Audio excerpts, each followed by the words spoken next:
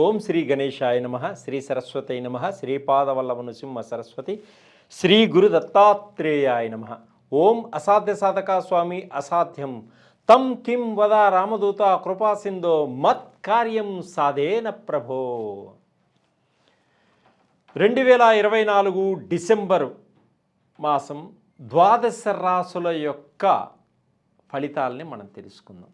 కుంభరాశి వారికి ఏ విధంగా ఉంటుంది? ఆర్థిక పరంగా, విద్యాపరంగా, ఉద్యోగపరంగా ఎటువంటి సమస్యల నుంచి మనం బయటపడాలి, ఎటువంటి సమస్యలకి ఎటువంటి పరిహారాలు మనం చేసుకుంటే అద్భుతంగా ఉంటుంది మన జీవితం అనేది తెలుసుకోవడం కోసం మనం ఈ కుంభరాశిని అనుకరిస్తున్నాం.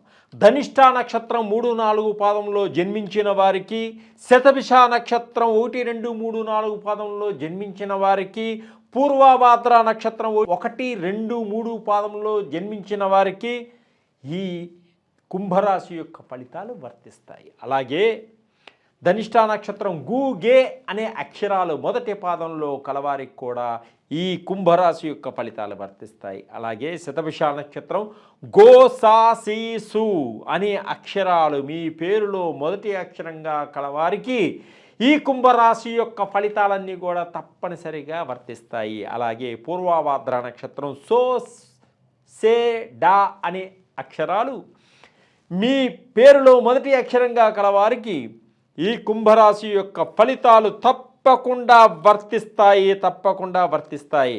అలాగే ఈ కుంభరాశి వారు ఈ మాసం ఆనందదాయకంగా ఉంటారు. ఉత్సాహంగా, ఉల్లాసంగా, ఉరకలేస్తూ, పరుగులేస్తూ ముందుకు సాగడం జరుగుతుంది. ఈ కుంభరాశి వారు ఈ డిసెంబర్ మాసంలో మీకు వచ్చేటువంటి కోపాన్ని తగ్గించుకోండి. కోపం వల్ల చాలా ఇబ్బందులు కలుగుతాయి. కోపం వల్ల శత్రువులు పెరుగుతారు. కోపం వల్ల కొన్ని మనసులు విరిగిపోతాయి. అలాంటి కోపాన్ని తగ్గించుకోండి. దుడుసుతనాన్ని తగ్గించుకోండి. మీ యొక్క యుగోని తగ్గించుకోండి. మిమ్మల్ని మించిన జాతి వజ్రం లాంటి వాళ్ళు ఉండరు. వీటిని తగ్గించుకోవడం వల్ల, కఠినంగా మాట్లాడటం వల్ల, తొందరపాటుతనాన్ని తగ్గించుకోవడం వల్ల మీకు మంచి సమాజంలో మంచి గుర్తింపు వస్తుంది. మంచి పేరు ప్రఖ్యాతలు వస్తాయి. శత్రువులు తగ్గిపోతారు. మీకు మంచి ఉన్నత స్థానాన్ని అధిరోహించడం జరుగుతుంది. సావాస దోషాల వలన కొన్ని ఇబ్బందులు కలుగుతాయి. కొంతమంది స్నేహితుల వలన వ్యసనాలకి గురి అవుతారు. ఆ వ్యసనాలకి దూరంగా ఉండండి.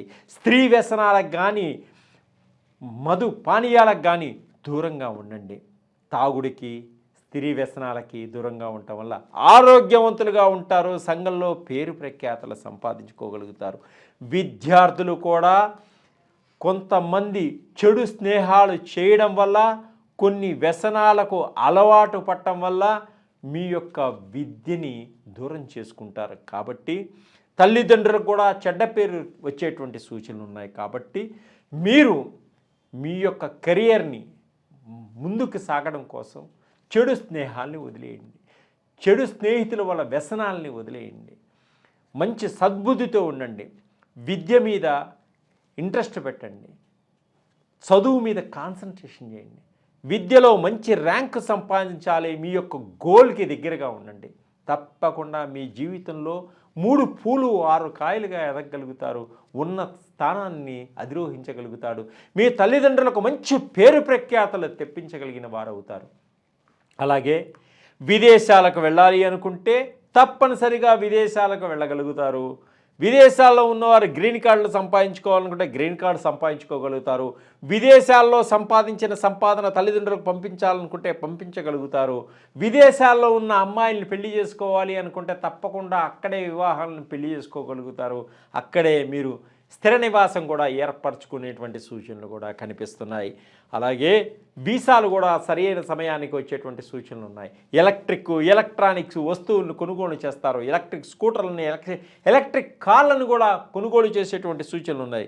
విదేశాల్లో వ్యాపారాలు మొదలు పెట్టాలి అనేటువంటి సూచనలు కూడా ఉంటాయి. భాగస్వాములతో కలిసి వ్యాపారాన్ని చేస్తారు. వ్యాపారంలో మంచి లాభాలు పొందగలుగుతారు. వివాహం కోసం ప్రయత్నం చేస్తున్నటువంటి స్త్రీ పురుషులకు సరి అయిన అమ్మాయి తప్పకుండా మీకు దొరుకుతుంది. మీకు సరి అయినటువంటి భర్త కూడా లభించేటువంటి సూచనలు కనిపిస్తున్నాయి. వివాహ ప్రయత్నాలన్నీ కూడా సఫలీకృతమయ్యేటువంటి మాసం ఈ మాసం డిసెంబర్ మాసం. అలాగే మీకు లోన్లు కోసం ప్రయత్నం చేసే వారికి లోన్లు కూడా లభించేటువంటి సూచనలు ఉన్నాయి.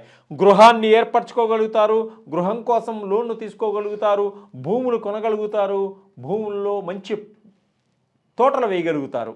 అలాగే వ్యవసాయ భూముల్లో వ్యవసాయం చేయగలుగుతారు. అలాగనే తల్లిదండ్రుల ఆస్తులు పంపకాలు మీకు తప్పకుండా వస్తాయి. ఆ ఆస్తుల ద్వారా కూడా మీరు ఎదగలుగుతారు, రుణానుబంధం కూడా తీర్చుకోగలుగుతారు. ఐశ్వర్య లాభం, ధనలాభం లభిస్తుంది మీకు అమ్మవారి అనుగ్రహ కటాక్షాలతో. మంచి వాహనాల వలన మంచి మంచి స్థలాల్ని సందర్శించడం జరుగుతుంది. సినిమా రంగంలో వారికి, టీవీ రంగంలో వారికి అద్భుతంగా ఉంది. సొంత సినిమాలు తీయాలా, సొంత సీరియళ్ళు చేయాలి, మనం ఒక ప్రొడ్యూసర్గా ఎదగాలనేటువంటి ఆర్టిస్టుల యొక్క కోరికలు కూడా నెరవేరుతాయి. తప్పకుండా అందరూ మీకు సహకరించడం జరుగుతుంది. అలాగే ఆగిపోయినటువంటి పనులన్నీ కూడా చకచక ముందుకు సాగుతాయి. ఆగిపోయిన సీరియల్స్ అన్నీ కూడా ముందుకు రావడం జరుగుతుంది. మీకు కూడా ఒక మంచి అవకాశాలని ఇవ్వడం కూడా జరుగుతుంది. కుటుంబంలో ఒక మంచి శుభవార్తలు వినటం కూడా జరుగుతుంది. కుటుంబంలో అందరూ కలిసి శుభకార్యాలలో పాలు పంచుకుంటారు. శుభకార్యాల్లో బంధుమిత్రులతో కలిసి అందరూ అన్యోన్యతగా, ఆప్యాయతగా కాలం గడుపుతారు. ఆర్థిక విషయాల్లో మంచి అభివృద్ధిని, పురోగతిని సంపాదించగలుగుతారు. కొన్ని సమస్యల నుంచి బయటపడతారు.